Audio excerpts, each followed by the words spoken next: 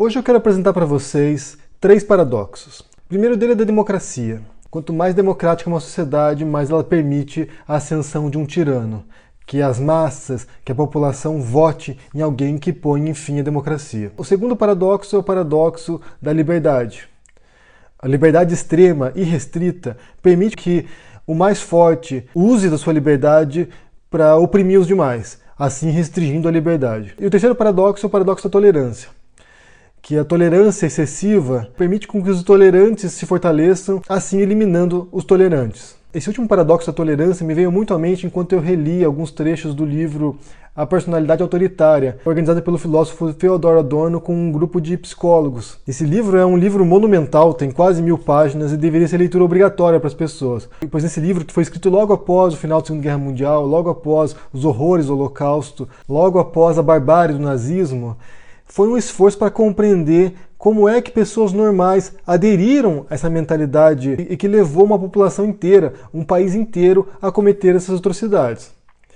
Eles analisaram várias pessoas nos Estados Unidos para tentar retraçar um perfil do fascista, dessa pessoa intolerante, autoritária, e que através dos seus atos oprimem os outros e levam a um Estado antidemocrático. Um Estado nos quais os horrores tais como os vistos durante os anos 30 e 40 puderam acontecer. Nessa obra, a essência do fascismo, a essência da personalidade autoritária, tem a ver com o etnocentrismo. Embora etno nos dê a impressão de que tem a ver com raça, com etnia, na verdade eles se remetem a uma mentalidade grupal, tribal.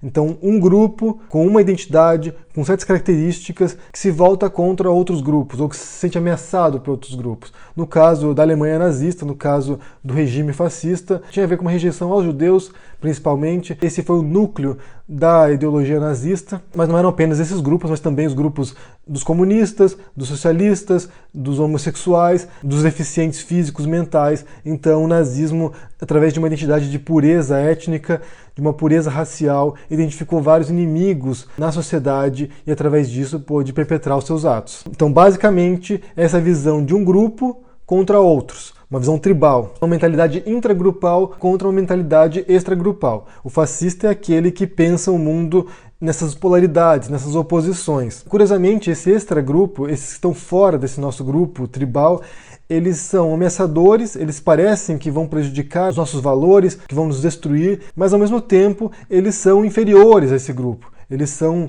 degenerados, eles não possuem poder, eles estão buscando poder. Então é alguém que é uma ameaça ao mesmo tempo que é frágil, alguém que é inferior. E é vingativo. O grande medo desse grupo aí que é autoritário é de que esse outro grupo, que nesse momento é fraco e é subjugado, possa chegar ao poder um dia e se vingar desse grupo dominante. Então vamos supor no caso do nazismo, que os judeus se tornassem tão fortes, tão fortalecidos economicamente e politicamente que pudessem oprimir os alemães de verdade.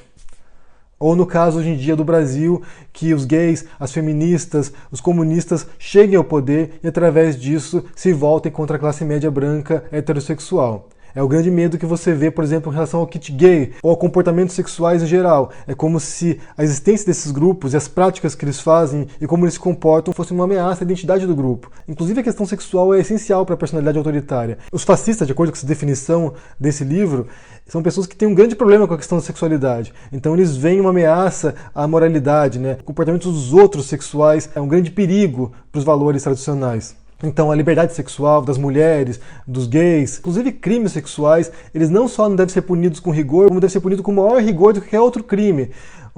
Não basta apenas você aprisionar ou punir um estuprador ou um pedófilo. Na verdade, para eles, você tem que matar um pedófilo, você tem que matar um estuprador, porque os crimes sexuais para essas pessoas são muito piores do que qualquer outro tipo de crime. E essa mentalidade autoritária, ela também só pensa em termos de dominação.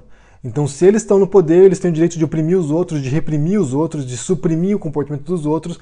Por outro lado, o grande temor, como já foi dito, é que se os outros assumirem o poder, que eles serão repressores e farão desse grupo uma vítima, farão desse grupo um grupo subjugado. Eles são incapazes de aceitar que outras pessoas queiram igualdade, por exemplo, que queiram uma sociedade mais justa e mais igualitária. Para eles sempre é uma questão de dominação, sempre é uma questão hierárquica. Eles não conseguem pensar numa estrutura horizontal, onde todos tenham direitos semelhantes, onde todos tenham oportunidades semelhantes. Sempre haverá alguém no topo e haverá uma base subjugada. E é óbvio que eles preferem estar no topo, né? E um outro mecanismo que eles utilizam é pensar a oposição enquanto estereótipos. É impossível pensar o outro enquanto um indivíduo. Sempre estão em grupos de oposição. Então você vê os comunistas, que têm uma série de características próprias que são utilizadas para estereotipar esse grupo. Os feministas, como sujas, com sovaco peludo, que não gostam de homens. Ou os gays, com certas características. Então as pessoas com personalidade autoritária não conseguem pensar no indivíduo enquanto singular, mas apenas como um estereótipo dentro de um grupo maior. E sempre são estereótipos negativos. Você nunca vai encontrar alguém denominando o comunista com algum tipo de valor positivo, ou uma feminista, ou os homossexuais. Enquanto que, por outro lado, para os membros do grupo que ele faz parte, sempre há valores positivos. Sempre são os guardiões da moralidade, dos valores justos, dos valores corretos. E um aspecto interessante é que nesse grupo deles, um dos princípios elementares é a obediência absoluta e irrestrita. Você não pode desafiar a autoridade dentro desse grupo, senão você é automaticamente eliminado desse grupo. A lealdade é um dos fatores essenciais. É claro que nesse sentido a gente está falando sobre o nazismo particularmente, porque é sobre o que se trata esse trabalho, mas essa mentalidade autoritária, essa personalidade autoritária, ela está presente em vários outros grupos, inclusive da extrema-direita, inclusive grupos de extrema-direita ou de extrema-esquerda, mas mais particularmente em grupos que o Adorno e os outros psicólogos denominam como pseudo-conservadores. Eles pensam ser conservadores, mas na verdade eles fogem totalmente dos valores clássicos do conservadorismo. E o que os psicólogos dizem, né, é que essa agressividade em relação a outros grupos, a grupos fora daquele ao qual eles pertencem, se deve à incapacidade deles reagirem à repressão interna dentro da hierarquia que eles pertencem. Por exemplo, dentro desse grupo eles têm uma figura de autoridade, um líder, e eles não conseguem reagir contra esse líder. Então eles precisam voltar à agressividade contra os outros.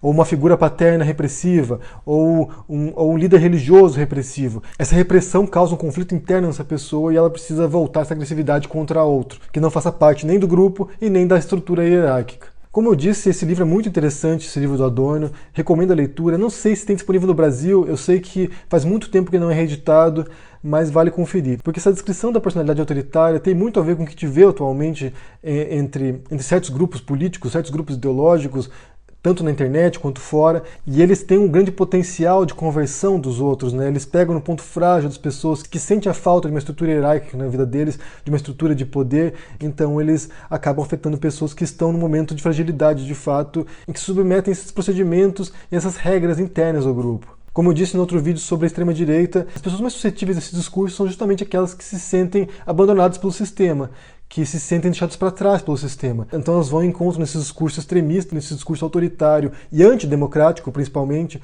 uma saída, uma válvula de escape para suas frustrações. E retornando aos paradoxos iniciais que eu apresentei aqui, eu quero me deter sobre um em particular, que é abordado pelo filósofo Karl Popper no seu livro A Sociedade Aberta e Seus Inimigos. Ele apresenta de maneira mais explícita o que se trata o paradoxo da tolerância. Eu vou ler aqui textualmente para vocês terem uma ideia do que o Popper fala sobre isso. Paradoxo da tolerância. Tolerância ilimitada leva ao desaparecimento da tolerância. Se nós estendermos tolerância ilimitada até mesmo para aqueles que são intolerantes, se não estivermos preparados para defender uma sociedade tolerante contra o massacre dos intolerantes, então os tolerantes serão destruídos, e a tolerância com eles. Nesta formulação, não subentendo, por exemplo, que sempre devamos suprimir a enunciação de filosofias intolerantes, desde que possamos enfrentá-las com argumento racional e mantê-las em xeque pela opinião pública.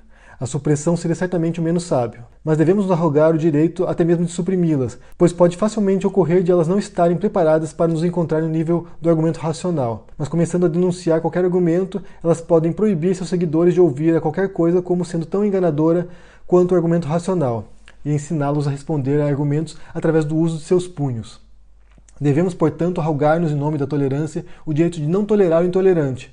Devemos afirmar que qualquer movimento pregando intolerância se põe fora da lei, e devemos considerar a incitação à intolerância e perseguição como criminoso, exatamente como devemos considerar a incitação ao homicídio ou ao sequestro, ou como devemos considerar a incitação à reinstauração do comércio escravagista. Essencialmente o que o Popper fala, e tem a ver também com essa mentalidade intragrupo e extragrupo, que o Popper denomina com outra nomenclatura, ele diz que se trata da sociedade fechada e da sociedade aberta, tem a ver com essa necessidade de combater aqueles que são autoritários e aqueles que defendem um regime antidemocrático. Nesse caso ele fala da tolerância, de como a tolerância irrestrita, a tolerância absoluta, até mesmo com quem é intolerante, pode levar ao fim da tolerância. Porque os intolerantes são justamente aqueles que, uma vez no poder, são os que perseguem os demais. Então o que o Popper propõe, inicialmente pelo menos, quando você se depara com o discurso intolerante contra aquele que quer eliminar algum grupo ou oprimir um grupo, é confrontá-los intelectualmente, confrontá-los argumentativamente. através de argumentos, através da fala, através do discurso. Só que isso nem sempre é possível, pois quem é intolerante vai considerar esse discurso como falacioso, como mentiroso, e vai descartá-lo. E muitas vezes vai propor a violência como resposta. Então, nesse caso, o que o Popper propõe é que sejamos intolerantes com a intolerância. Evitar com que crimes horrendos, como já vimos na história, voltem a ocorrer. Porque há um grande potencial para isso. O ser humano, enquanto grupo, não pensa racionalmente.